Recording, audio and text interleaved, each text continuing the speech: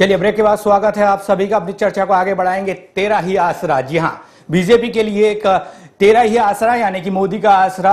मोदी ने जिस तरह से लोकसभा चुनाव में प्रचार किया था, प्रसार किया था और उसके बाद लोकसभा में बड़ी कामयाबी मिली थी बीजेपी को, और उसके बाद यह लगाया जा रहा है अंदाजा कि इस बार हरियाणा के साथ साथ दो तीन राज्यों में और चुनाव होने हैं, उसमें भी कहीं ना कहीं मोदी फैक्टर रहेगा। लेकिन यहां जो चर्चा चल रही है वो ये चल रही है कि क्या मोदी का जो सहारा बीजेपी ले रही है, और उधर कांग्रेस की बात की जाए तो कांग्रेस कहती है कि बीजेपी का हरियाणा में कोई फैक्टर नहीं है, हरियाणा में कोई मैजिक चलने वाला नहीं है, क्योंकि यहां की राजनीति अलग है।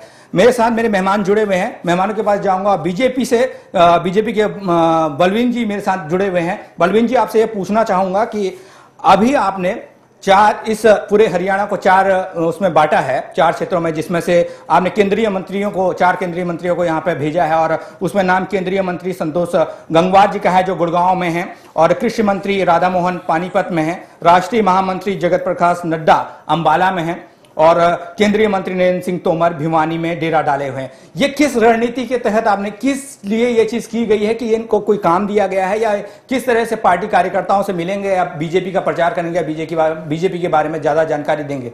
बीजेपी की स्थिति बड़ी स्पष्ट है, मैं आपको बता दूं जी। बीजेपी कभी भी बिना तैयारी के कोई किसी चीज पर विश्वास नहीं करती। ब्रेक से पहले मेरे मित्र सोमवीर जी कह रहे थे कि दिल्ली में सरकार क्यों नहीं बनाई जा रही बीजेपी। शायद इनका राजनीतिक अनुभव कम है। दिल्ली में राष्ट्रपति शासन है, और राष्ट्रपति शासन की एक समय सीमा होती है, उससे पहले नहीं किया जा सकता। जब राष्ट्रपति उसको करेंगे तो उसी हिसाब से चुनाव होंगे, और जो केंद्रीय हमारा नेतृत्व है। लेकिन कुल मिलाकर अभी दिल्ली की बात नहीं हो रही, मुद्दा थोड़ा सा भटक रहा है, बात हरियाणा की हो रही है। मैं मेरे साथी को बता दूं, मैंने ये बहस नहीं कि वहां राष्ट्रपति शासन अब आप अभी सरकार बनाओ। वो जो टाइम है राष्ट्रपति शासन हटने के बाद की बात कर रहे हैं। राष्ट्रपति सरकार बनाने के लिए बुलाएंगे तो हमारा दिल्ली का नेतृत्व जरूर जाएगा। दिल्ली में किसकी सरकार बनेगी वो तो तय हो जाएगा, लेकिन बात हरियाणा की हो रही है, और हरियाणा में आप किन मुद्दों पर चुनाव लड़ेंगे और किस तरीके से अपनी सरकार बनाएंगे? दिल्ली में तो हरियाणा बनेगी। मैं हरियाणा के विषय पर आता हूं। केंद्रीय नेतृत्व ने